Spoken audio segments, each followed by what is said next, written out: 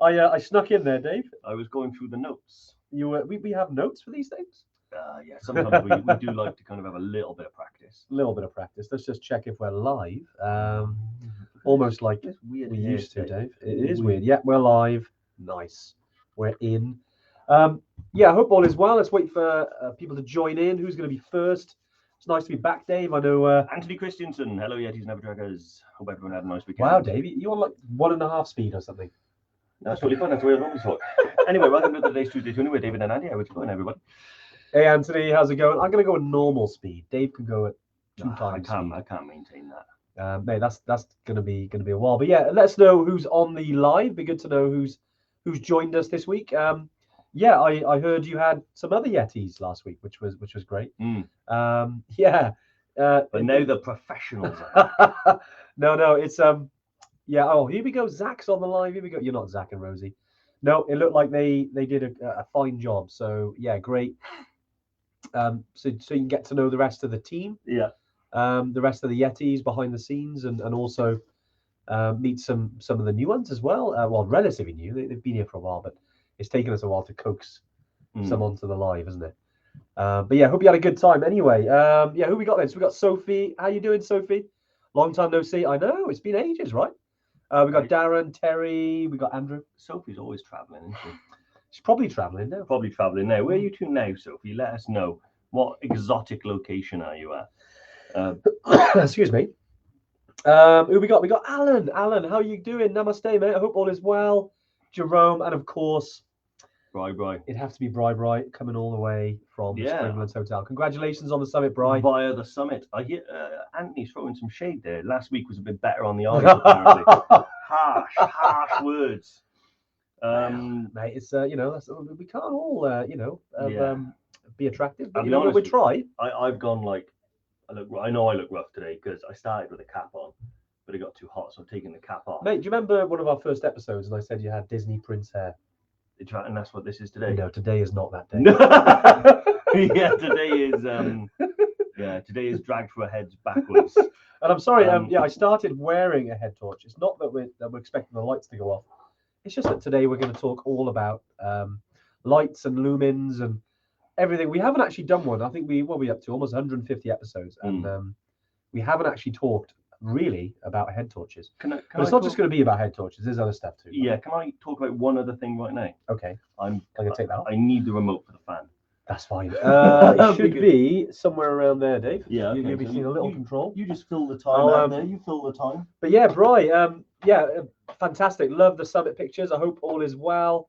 Yeah, how was it? How did you find it compared to EBC? Be interesting to see how you found it, Bri, and the rest of the team. I couldn't find it. You couldn't find it? Oh no. But I turned it on. Oh wow, how did you do that? There's a button. Old school, but yeah, see, not all about the remote. I'm at that point now where I remember having a VCR player with no remote. But yeah, so we're now today. We're ready. Wow, very good. See what I did? I see what you did there. But we'll talk about the red lights anyway. Yeah, we'll talk about the red light. But yeah, Darren, we're just leaving for the airport to fly out for your trek, which starts the weekend. Good luck, enjoy. Awesome, Dazzler. Yeah, safe trip over, and enjoy Kathmandu as well. It's always a great place to hang out and meet. Ever trackers. So yeah, exotic slough. Sophie, how can you? What's slough's fine. Slough's slough. Sad face. Oh, I'm sure it's great. But right, there's a poem about slough. I think it's like friendly bombs drop on slough. It isn't fit for humans now. Wow, Dave. Where did that come from? I can't remember where I heard it. I've never heard that. Sophie, have you heard this before? Does anyone else know the Slough poem? I can't talk. I'm from Newport. I've been to Slough and Newport. Terry obviously never been to Slough. I've been there a couple of times. Lovely place. Yeah, great place. It's very, very nice. I didn't see all of Slough, so. Did you stop on the outskirts, just near a famous club? No. Oh no. There's a famous club in Slough. Yeah, very famous. Yeah. What's it called? Spearmint Rhino. Ah.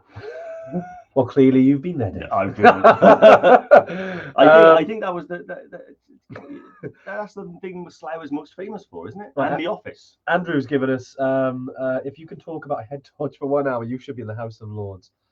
Yeah, we're going to try. We're going to try, Andrew. Yeah. No, but we wanted to talk about head torches and about light in general, and also at the times you're going to use them because, well, Bri, just doing Killy over the last few days would have been wearing one of these on the way to the summit, and it actually brings up a good example really of when you're going to use them, and also as well that I know it seems like a really simple bit of kit, like bit of light, strap it to your head, happy days. But practicing night hikes is actually something that a lot of people rarely do. I think something we've certainly tried to talk about the last few years is about encouraging Evertrekkers to get out there and maybe try some late evening, maybe nighttime hikes. Obviously, stay safe out there, but certainly practicing with a head torch and trekking in those conditions is useful, really useful, because if you're doing something like Toubkal, you're going to be starting in the dark. If you're doing obviously a peak like Aconcagua, any of the other peaks really, you're going to be starting really early, because you don't want to be on these peaks midday. You want a lot of time. You want to try and get there for in the morning, just because the mountain conditions can worsen during the day, especially some of the Himalayas where there's a lot of heat, high altitude. Those mountains get hit by powerful UV rays, and a lot of melting and movement can happen. So yeah, in any of Himalayan peaks, Dave, I know there's is a big kind of encouragement to get there early. Yeah, 100%. So you start in the dark. Yeah, you generally start in the dark, and you want to be getting down. So the most sort of dodgy time, if any of you have watched any Everest documentaries, you'll know about the ice fall, and they do try and avoid going through it at midday. Yeah. You either want to go through it late or in the morning, and it generally speaks true for a lot of Himalayan peaks that we want to set off early to give us enough time to get to the summit and get back down without risking the loss of daylight at the end of the trek when you're on your way down and you're most fatigued. It's actually far safer to go up at night, because any trip hazards and stuff like that, you'll fall into the mountain and not a million miles to the floor. So these little bad boys, bad boys. Yeah, they're like, these are two. I use this one on Killy. And what happened to that one? I haven't seen that on you for a while. This one. Well, I took it to a training weekend in Brecon, and I lost it. So and then you found it again in my bag. No, I'll tell you where I found it. So then what I did was I bought this one, which was a new one, and I wore this to Mount Toubkal with your wife. Oh, right. And Wonderful. At some point, your wife walks up to me, with this on, and I'm like, "That's amazing. Where did you get that?" She went, "Oh, it's one of Andy's spares." I found it in his bag, and I was like, "Is it?" So this is Jen's now. This is Jen's head. Is that Jen's now? Yeah, it's been a faithful servant to me. I'll be honest with you, I do prefer it to this one. Well, the petzl over the Black Diamond. I prefer the Black Diamond. Really? I don't know why, because it's heavier, so it sits heavier on your forehead. But this one was the first one I bought when I started trekking to high altitude, and it's just if you watch the mountaineering movie Meru, I noticed a couple of those guys have the same. I thought you were saying, I'm in the background waving. I'm in the background waving. Going, you forgot your head torch. But we should talk a little bit about the differences between them as well. Like, definitely. This is a battery head torch. I think you can charge it as well. Well, so the battery's built in. Yeah, so the battery's built in. Nice.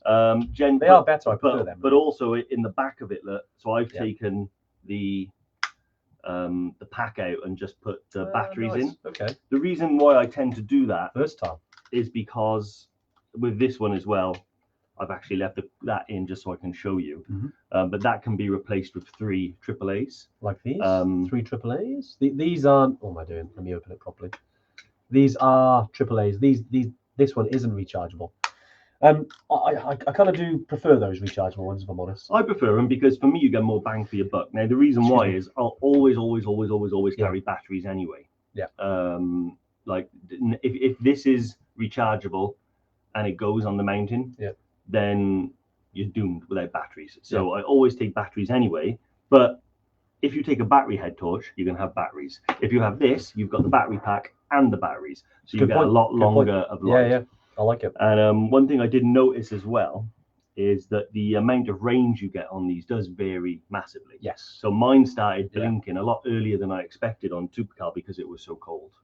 And I know for a fact that saps the life of your batteries.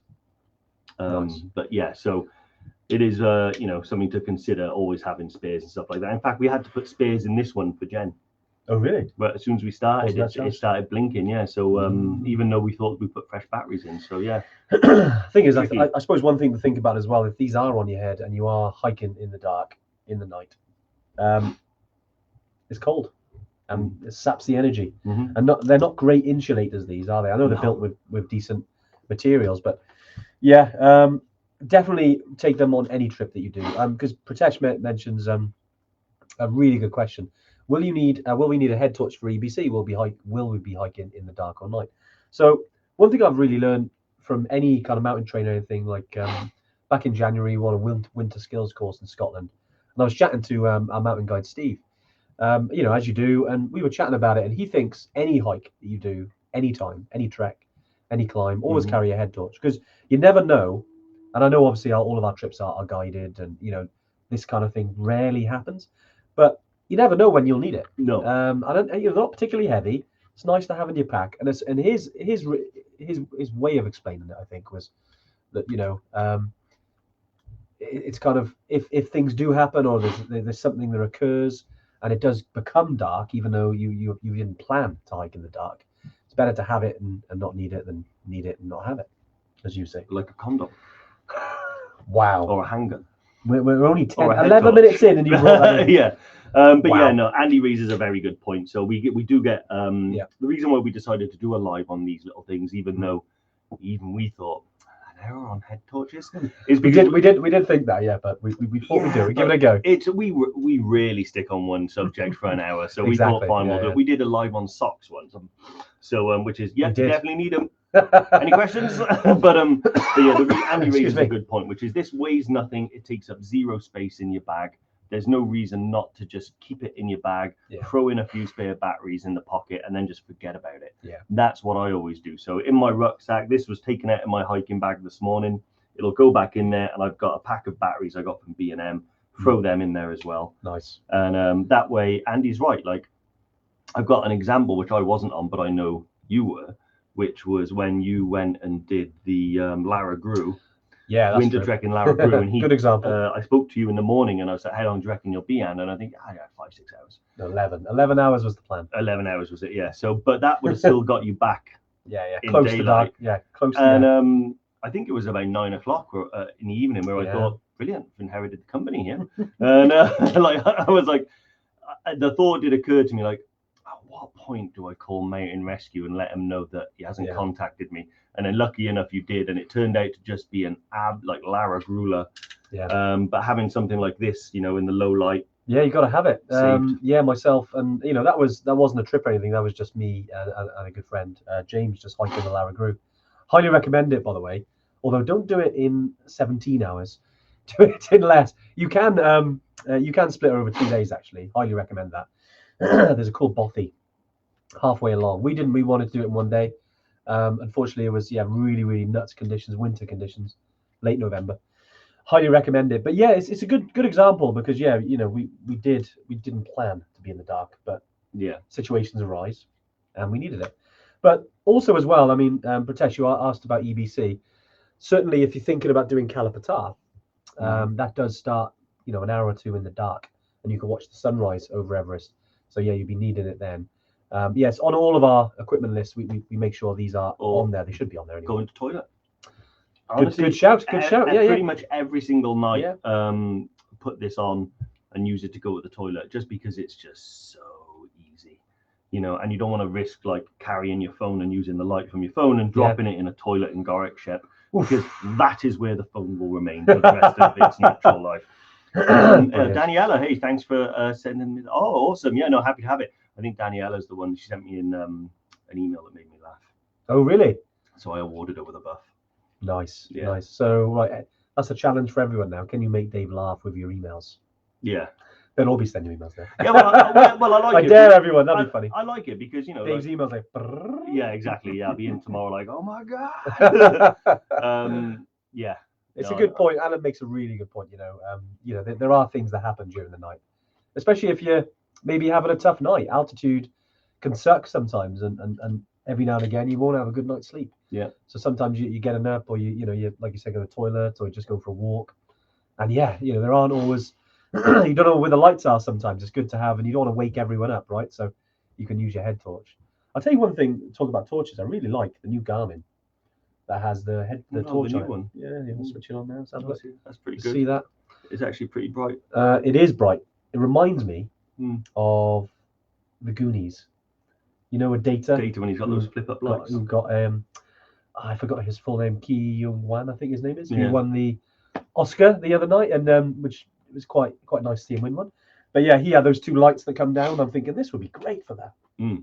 Obviously, you use it for Yeah, no, that'd be amazing. Other things, Garmin, right? I have I don't have a light. Never mind, mate. Next time. Yeah. But you got a head torch. That's fine. Yeah, I got a head torch. Exactly. Des Lally is on here. How's it going, Des? Des, how you doing, Des mate? is an absolutely, I was going to say absolute nutter, and then I changed it to absolutely lovely guy. He's both of those things. Climb Penavan every day for a year. Now, Des was on our podcast, Mountain Malarkey podcast, and we talked about many things. But and also helped us through when we were raising money for Brecon Mountain Rescue. When we did our charity plunge back in December. Des kind of coached us through that really, and his experience, especially cold water therapy and the things like that, and obviously the mountains. I want to go back and do some more dips. He changed me. See, initially I remember when he came in and we talked about it, and I said, you were like a no. Why would I do it? Then I did it, and I was like, that's why. I'll be honest, for the first minute, I do think I'm going to die. Like the constriction of the lungs and breathing is scary. But there was a point when we were sitting there doing it, and I was just like sit up to my chest by here in freezing cold water, watching the birds and the river. It was lovely. Just listen to just reading Jerome. There's a free Android phone at the bottom of the long drop, Shearer One Camp. If anyone wants to dig it out, oh my god. I think I'd rather just leave it there, Jerome. But brilliant. Yeah, those long drops are long. Definitely worth avoiding if you can. For me, it's less the drop and more the content, what it lands in. That's true. I think I'd rather leave it, definitely. Yeah, 100%. Unless it was complete survival. But no, it's great to see so many people on as well. And lots of questions around the torches. Yeah, don't forget, guys. Any questions? Do let us know. Yeah.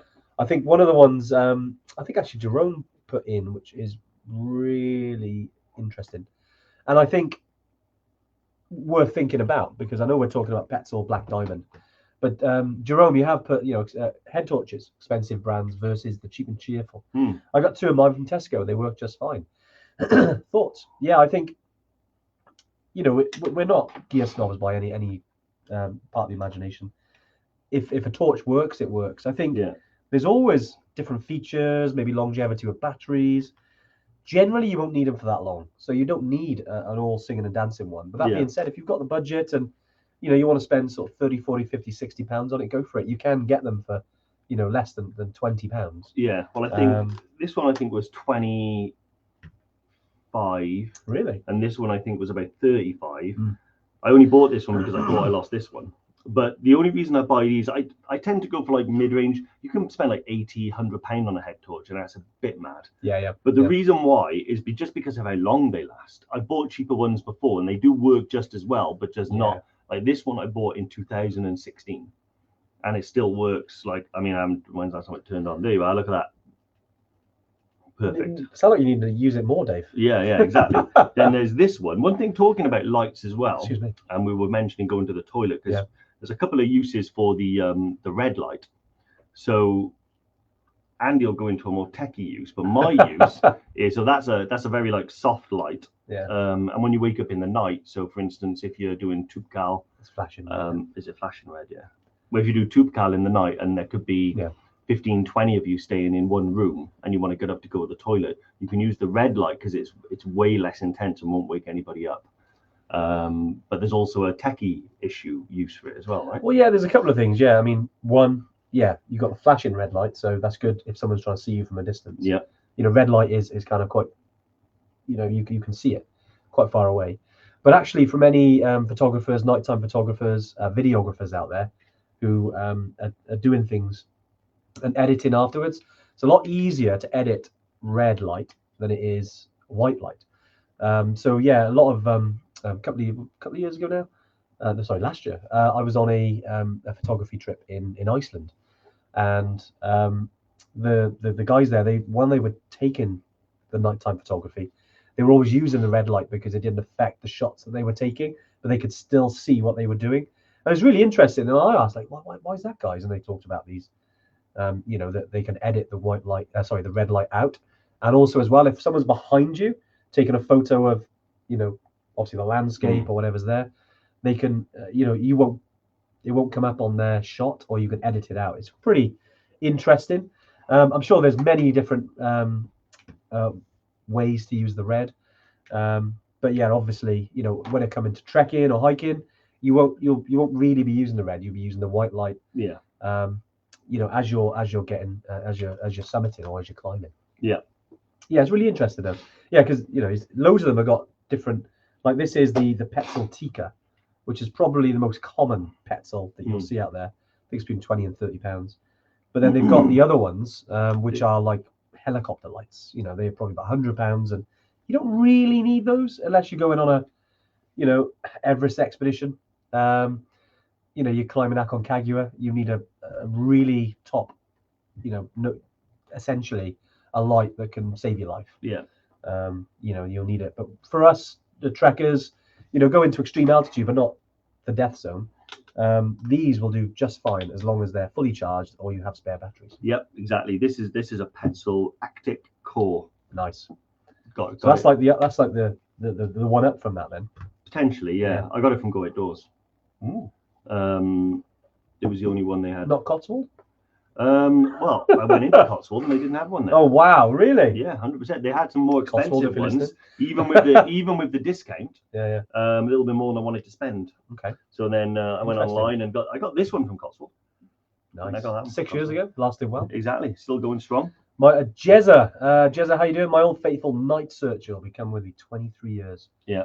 That's it. Some torches, you know, they do last for years, don't we? We go back to you know, talking about maybe the less expensive and the more expensive. I think, yeah, the more money you spend on it, sometimes that, you know, that the quality is better.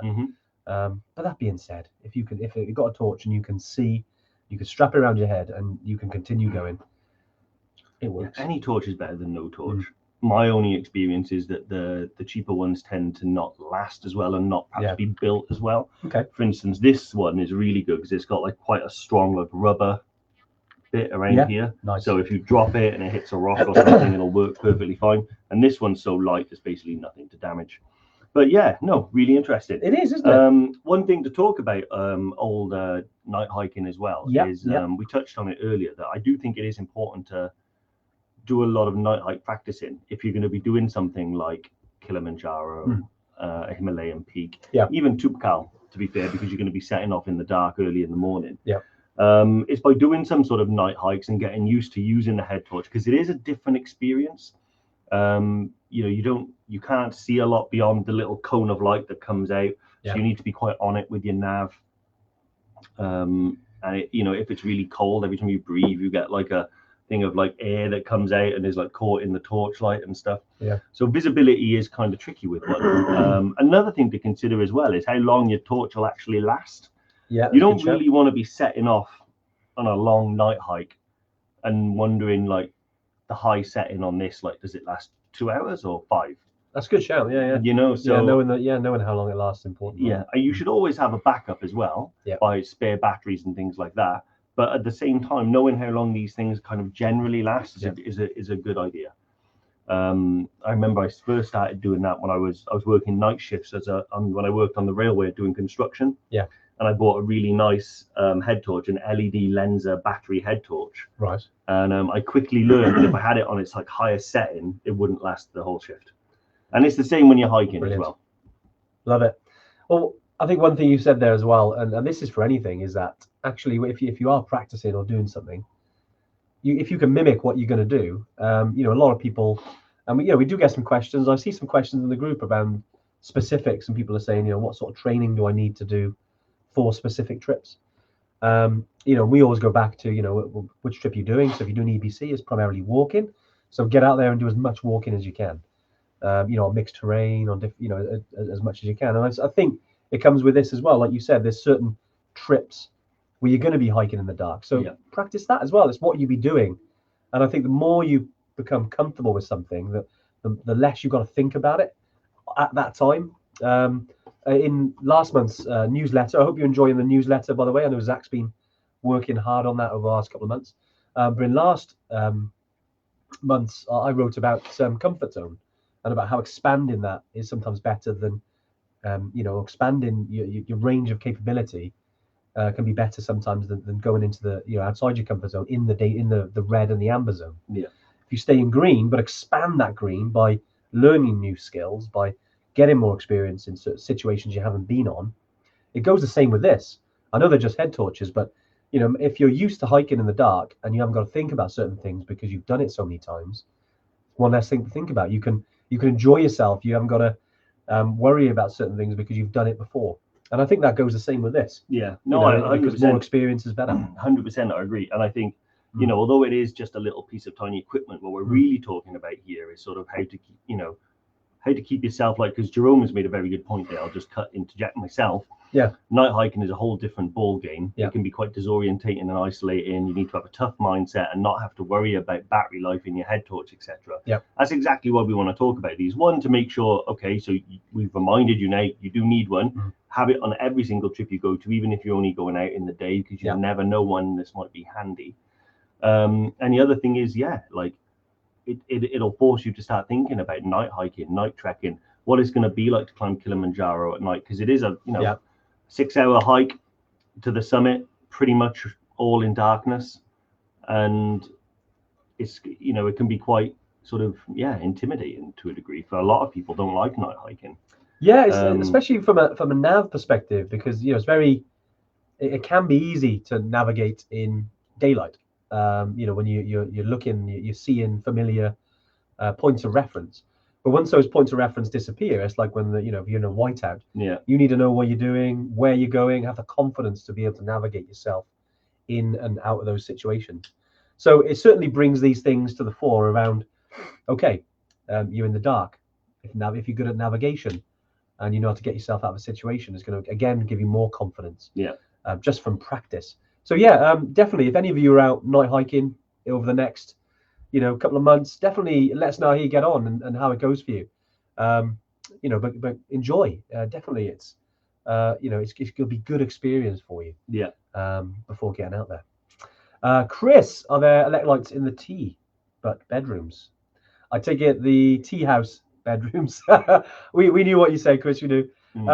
Sometimes there's. It don't always work. It don't always work because the electricity is not guaranteed. So that's the thing in these remote regions. So that's why, again, head torches. Yeah. Because there's times when you're in regions where there might be power cuts. Yeah. Been in Kathmandu and I've had power cuts. I've been in Kathmandu and I've had an earthquake. It's a bit mad. But then the power cuts come afterwards. So you've got a again, the old reliable head torch. Also, generally speaking, you're sharing with someone. They might not be so appreciative if you've got up 3-4 times and switch the light on. Yeah, that's true. Use the red light on this thing, and you'll be able to see where you're going without waking your mate up. Exactly. So should we jump into some cues, do you reckon? Yeah, we've had a few. We've had a bunch before, haven't we? Where'd you want to start? Yeah. So Stuart Taylor. Yeah. The travel visa for Tanzania. Nice. Valid for 90. Is it valid for 90 days from the start of your trip or from application? It's the start of your trip. Yeah. So generally speaking, as part of your application, you'll have to put your arrival date in anyway. But when I've spoke to the team on the ground, they've said that the visa becomes valid once it's actually processed by immigration. So you've applied for it, it's been agreed, and then once it's processed by immigration, it starts. So 90 days, because technically you can apply for a visa at any time.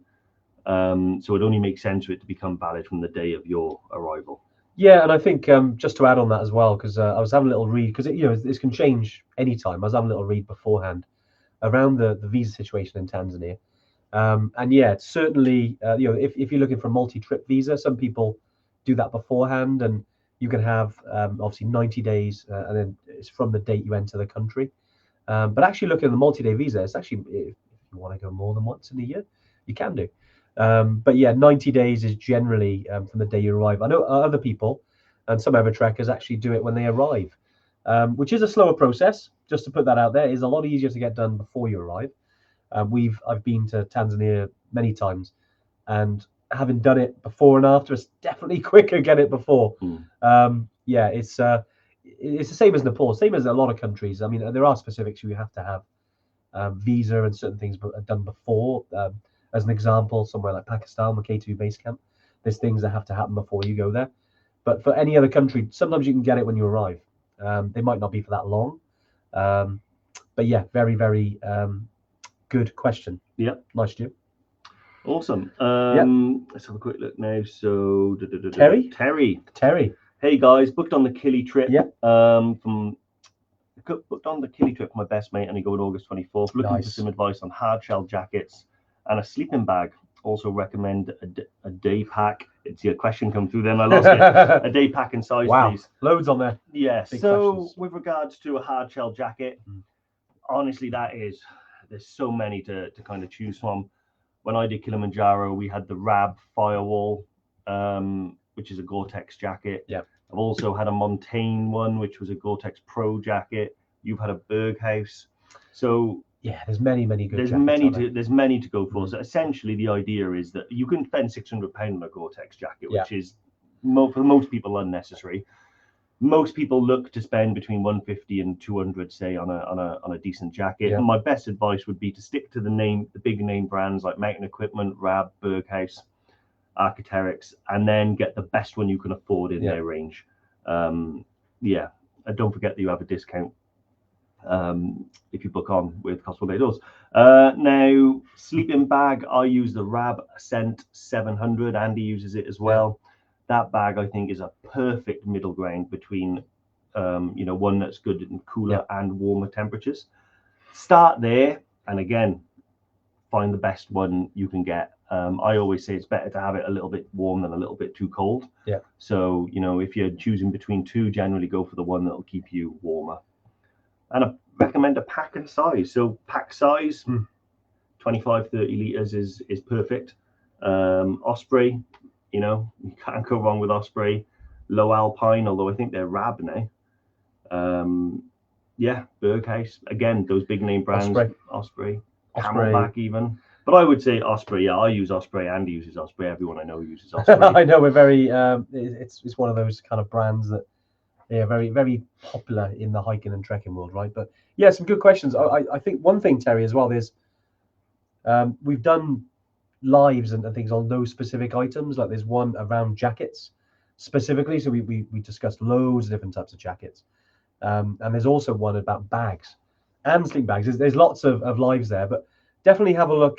If you jump on, or actually, if the girls are on the comments, if you can just chuck in the equipment list, you'll give some recommendations. Yeah. To Terry, just some specifics. I know we talked about a few. There's so many out there. Just find the one, as Dave said, that is essentially within your budget, because there's so many jackets and different things. It's definitely so many options out there. But yeah, let us know which one you get, Terry, and how it goes for you, mate. Yeah, it'd be nice to hear how you're doing. Awesome. There's a couple of good ones. Actually, I'm going to kind of sneak ahead, Dave, because I know you got some questions there. But Chris asked a really good question that is actually, I noticed, I think it was yesterday, it was a little post. I suppose it's good to talk about it. Now, do we need to worry about having a Tim's card for EBC? Saw some posts about it recently. So lots of, I know there's been some things in the media around Nepal and they brought in some new rules where people have to have a guide now trekking in Nepal. Now, obviously, this doesn't affect our trips. On Everest Base Camp or in Nepal, because they're always guided. We don't do unguided trips on any of our trips, actually. So in Nepal, that doesn't really come into it. Now, the thing with the Tim's has actually been around for years. It forms part of the permits that we've always done. So yeah, there's nothing that anyone needs to do about that. It's already covered. I think that post really, or that comment from the Nepalese government and the tourism board is all about people who are going there unguided. Now, we have as many opinions on it, and everyone's entitled to their opinion, of course. I mean, from our perspective, and the first time I went there was guided, and I've been guided ever since. I think it's not just about when you're going there and knowing the way. There's so many things that a guide does for you. That I certainly, and a reason why we run guided and not unguided is that it's more than just, sorting out the rooms, sorting out where you're going each day, looking after the porters who are there with you, maybe the issues with the language barrier. And sometimes it's better to have someone on your side when things are happening, or you're trying to negotiate maybe something to do with a flight. I mean, obviously all this is covered anyway, but yeah, just some of the things that we think a guide is just there to show you the way. It's actually a lot more than that, and it actually enriches your experience. So yeah, when it comes to guided and unguided, I think just some of my personal comments. But yeah, regarding the Tim's card, it's something that's already been there, and to be honest, I think they had it years ago, and then they stopped it for a couple of years. Then they're bringing it back. They had it when I first went there. Yeah, same So here. And then they stopped it then. Yeah. But for us, in terms of the cost of it and everything, we kind of swallow that anyway, and it's covered in all of our trips. Yeah, and Annie raises a good point as well. I always think that the amount of people that need assistance when they're trekking in the Himalaya that don't have a guide is quite high. And to me, it doesn't really sit right that you go there without a guide, get into trouble, and then have to rely on a guide or the charity of a guide to help you either make a phone call to get a helicopter or communicate with a lodge, or get you back down. Because if something were to happen and you were unable to walk, either due to a physical injury or altitude sickness or something that how are you going to do that if you're on your own? You're going to have to rely on the charity of those other people around you, which is going to be other guides, other porters, other tea house operators that you haven't necessarily employed from the beginning. And you're providing work for those people in that country, which is invaluable. But granted, good question. Yeah, and some the first time I went to EBC, there was actually, I'd say, half of the people I met were on their own, and some of them had walked all the way in from Jiri. And it was quite cool actually, because I was guided, everything was being sorted, and then I saw the kind of things they had to do, and it was an individual thing. I mean, which is strange for me, because I've always, I do a lot of solo trekking, especially in the mountains in the UK. I'm on my own, confident on my own, and my experience levels. But when you go into these places, it's great to have someone on your side, isn't it? And like Dave said, you're supporting the local economy by doing that. And I think, let's not beat around the bush. I think also as well, this is a way for the Nepalese tourism board to get a little bit more cash through the doors. That is what it is. But it's their country. We got to follow their rules like anywhere else. Look at Machu Picchu; they've been charging for permits for years, and with these things. I mean, it is from us. We have to swallow those costs, and that's part of adventure travel. Things change. Things move on. There's from the day we started Evertrek to now, there's been so many changes, but that's travel, that's adventure travel, and it's still an awesome place to be in. But things evolve and change all the time. Who knows, they might change the rules again, but roll with the punches when it comes to it. And I think Daniel and team just currently in Namche. Just had our meals for the night and acclimatizing day tomorrow. Good luck, Daniel. Hope tomorrow goes well. Hopefully, fingers crossed, if the weather's it plays ball, you'll be spotting Everest tomorrow. So enjoy. Going great so far. Everyone having a great time. Great to hear, Daniel. It's always nice. Awesome. I love it when people join the lives from trips. Amazing. Exactly. Justin Fitzsimmons, is it better to take a rechargeable head torch or one that uses standard batteries? I've taken both. But if I had to choose between a rechargeable one and a battery one, I would take the battery one, largely because if that runs out, it's very quick and easy just to put some fresh batteries in. Where if you've only got a rechargeable, that needs to be plugged into something in order to recharge it. So not very easy or to do on the hill. I've seen more than one person walking around with a cable attached, holding up a power bank. But no. I've done that once. Exactly. But it can happen. But honestly, so this is both, and I think that's ideal because I've got a battery pack in there. When that runs out, I take it out and I put batteries in. But again, if I had to choose between one or the other, I would choose batteries. Nice. Just going through as well, actually. I love Jezza. Thoughts on glow sticks? Yeah, I love them, mate. Yeah, love them. They're great in nightclubs. No, we on a serious note, we haven't known. I don't think they replaced the head torch in terms of giving you that much confidence when you're hiking in the night. Obviously, they do. Glow sticks provide light, and essentially, if you're holding them or you tie them on, they can provide light. I mean, they're certainly, mate. If you're having a party at base camp, let's get the glow sticks out. Maybe on Kalapatar.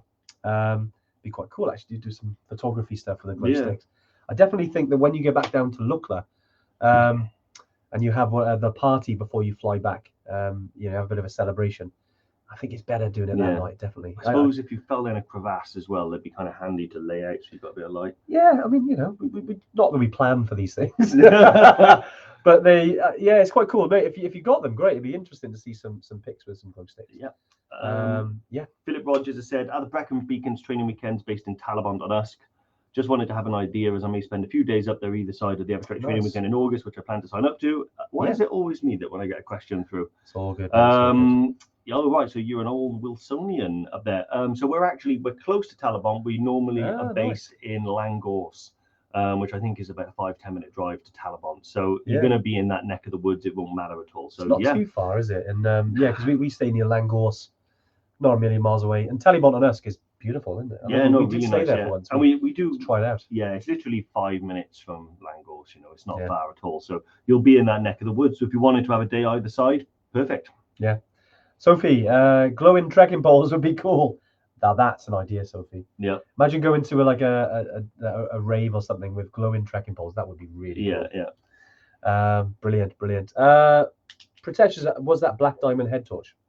That's yours. This one was. That one, yeah. This is a black diamond head torch, which I've had since 2016. I've now gifted it to Jen. And this is gifted? It went missing on a training weekend. Borrowed, then commandeered, then owned. It went missing on a training weekend, along with my winter mountaineering trousers. Never seen them. My Rav, my Rav trousers, which and my winter mountaineering ones, they've evaporated.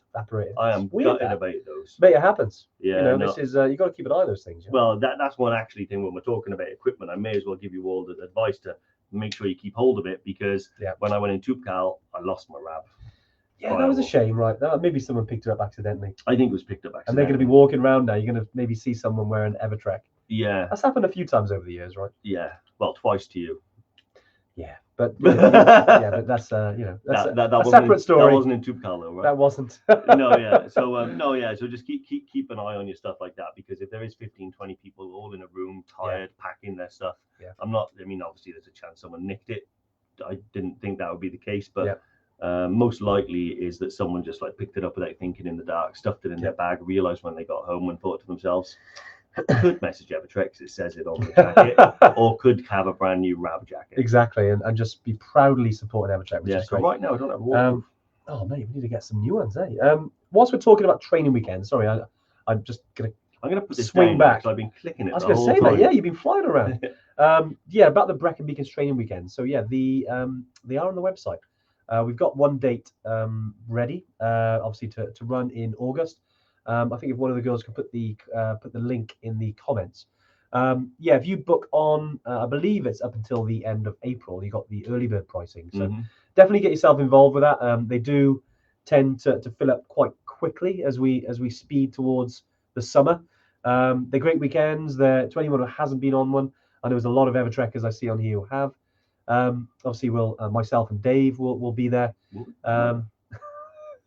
I hope you're going to be there. There'll be also as well mountain guide Steve, who kind of guides all of our weekends here in the UK.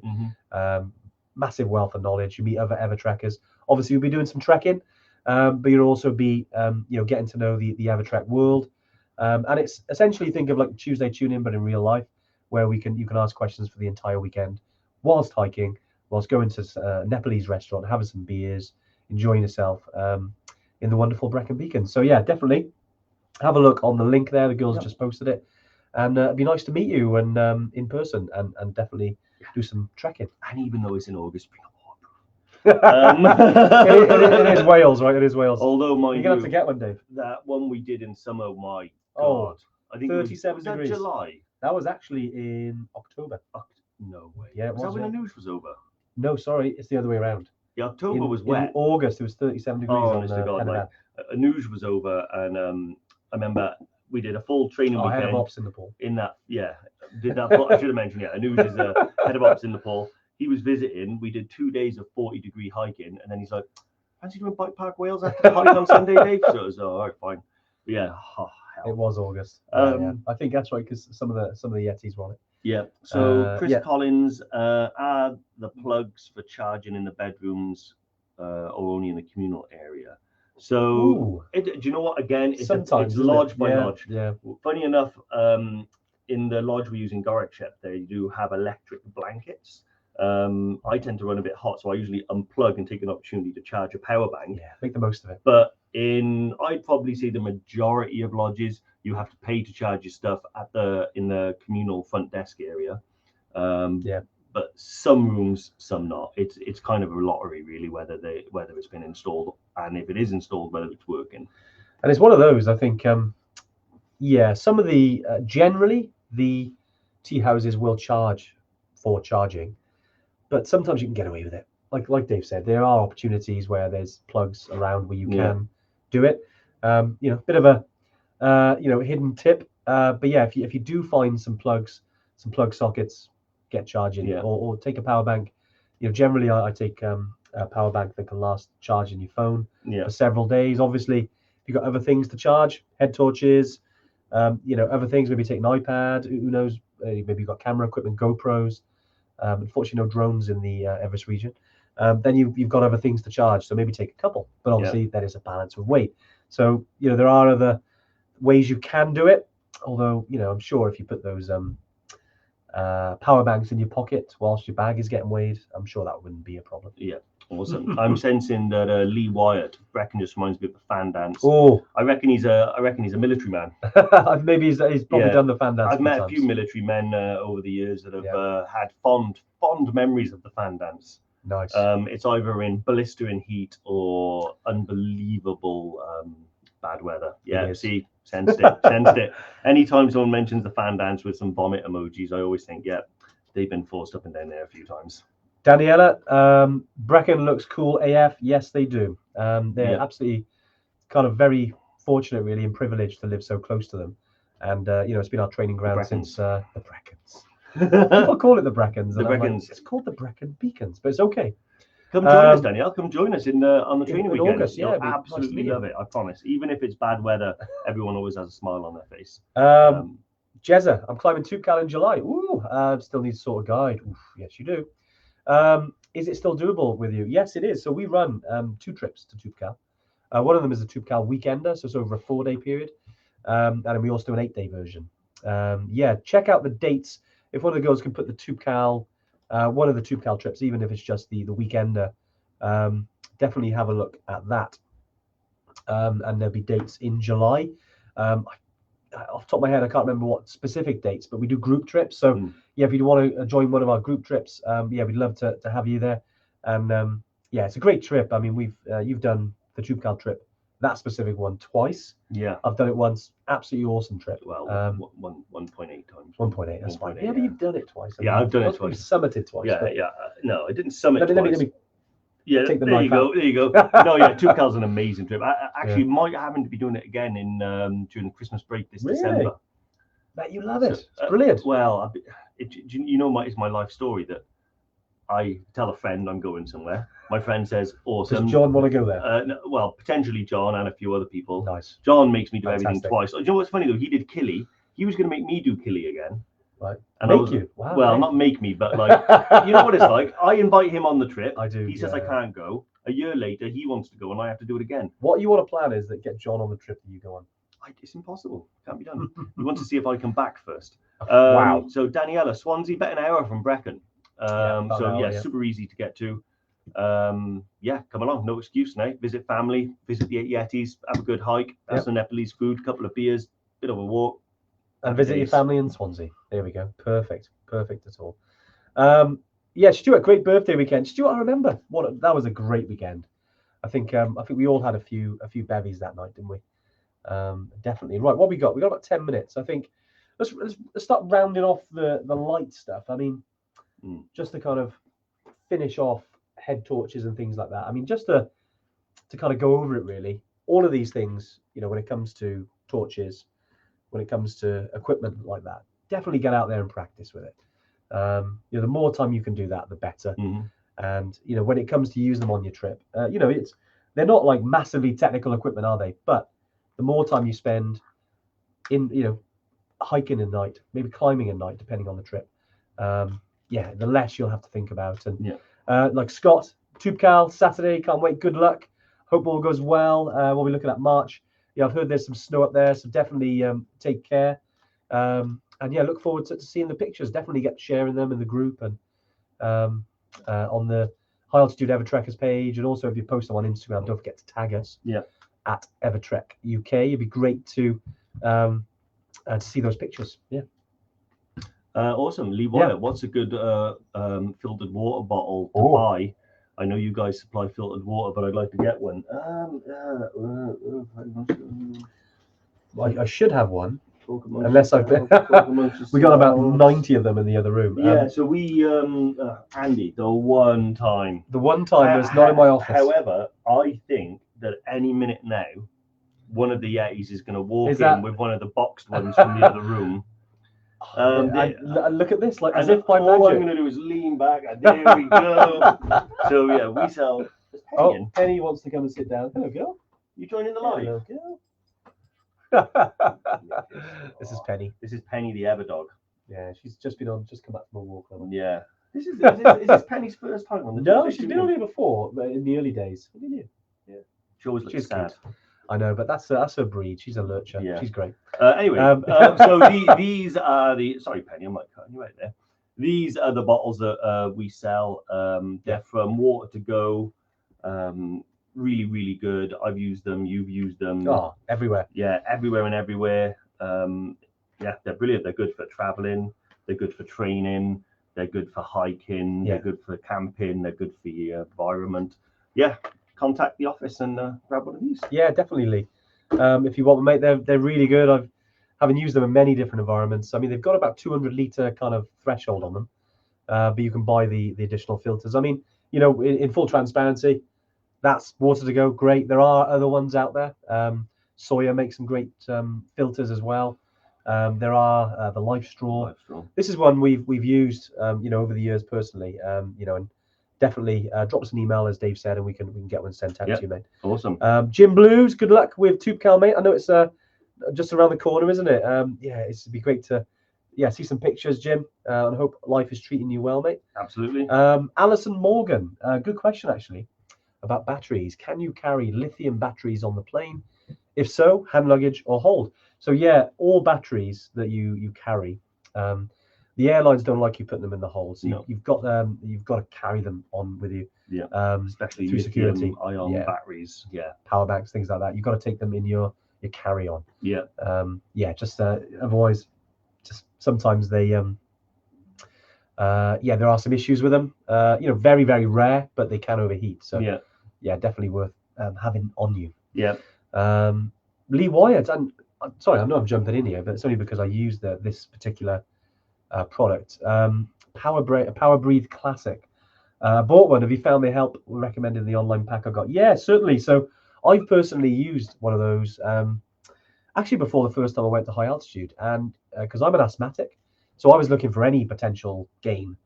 Now over the years, I found that, you know, there's to enjoy altitude, you do the acclimatization on, you know, whilst you're on the trip. There are obviously other ways. You know, we one of our partners, the Altitude Center, they do altitude tents, things like that can certainly assist. But you know, we do stick by the proven methods of acclimatizing on the trips. Yeah. But the one thing the Power Breathe does is essentially it can increase your liter capacity, your lung capacity. Literage. And it definitely helped me. I've sort of used them intermittently over the last few years. I've found they do actually assist in terms of the strength, because it's more like resistance. So it's got like a gauge on it, and you breathe in it, and it almost like it's sucking through a straw, and that straw gets thinner and thinner and thinner. And apparently that can help in terms of the way your lungs expand. Yeah. So yeah, definitely. You know, as I kind of go over what I said, don't rely on it, but it's certainly something that can help, even maybe 1% or 2%. Certainly, you know, maybe start using it over the 3 to 4 months before you go. But yeah, that's why it's on the list, because I have used it before and it has helped a little bit. Yeah. But again, do the acclimatization on the trip. I think we're boring Penny. Yeah. Wow. I hope none of the other Evertrekkers look like that. Penny. She's probably in need of some food. Look, doesn't she look like a fruit bat? She does look like a fruit bat, Very especially battish. when her ears go up like that. That's so funny. Brilliant. But right, guys, we're not far from finishing up. Dave. I'm amazed. I'm amazed we got that far. What, on head torches? On head torches, yeah. I'll be honest with you, I'm amazed. 3 days, Jim. Good luck. Yeah, good luck, hope mate. all is well, mate. And yeah, look forward to seeing your pictures. Fantastic. yeah, have you got any other anything else to bring up before we leave? I think that's it, guys. I just think you know, part of the philosophy of you know, trekking and hiking and doing these trips is you know, having a strong mindset. One thing that helps towards that is knowledge and also peace of mind. Yeah. So if you're sit there looking at an item and and ahhing about whether to take it, and it's something as small and as light as this, throw it in the bag and go with peace of mind. That's what I always say. Brilliant. Yeah. Other than that, yeah, practice. Yep. Do some night hikes. You know, familiarize yourself with the challenges that entails, and have an awesome time. Yeah, brilliant. All right, well, have a wonderful week, whatever you're up to. To all of our Evertrekkers on the trips, yeah, especially on the ones up towards Everest Base Camp in Namche. Enjoy the acclimatization trip. To Bry, to all the people in and the Evertrekkers in the Springlands. Enjoy the beers. Congratulations to all of our Evertrekkers on trips. Yeah, good luck for the upcoming Toopkal weekenders as well. Yeah, have a great time. Look forward to seeing all the pictures, and we'll yeah, we're back next week. We're back next week, but don't worry, we're not away next week. We're here. Yeah. We promise. It's been a busy start to the year for us, but yeah, we're back for a few more. Chris, if you've still got loads of questions, you have to join us next week, or just drop us an email, Chris, if you've got any questions. Or don't forget as well, if you do have any specific questions, you know, the Evertrekker community is massively knowledgeable, so drop those questions in the group. You know, you'll likely get people who have done Everest Base Camp multiple times, other trips, and they'll come with the answers to those questions as well. But obviously with us. Daniela, bye guys. Andy, you're nearly forgiven. Oh dear, what have I done? What did I do? I'm not entirely sure, really. But it's glad that I'm nearly forgiven for whatever I've done. Sorry, Daniela. But anyway, all the best, and yeah, we'll see you guys next week. No worries. Take it easy, guys. Bye. Check out the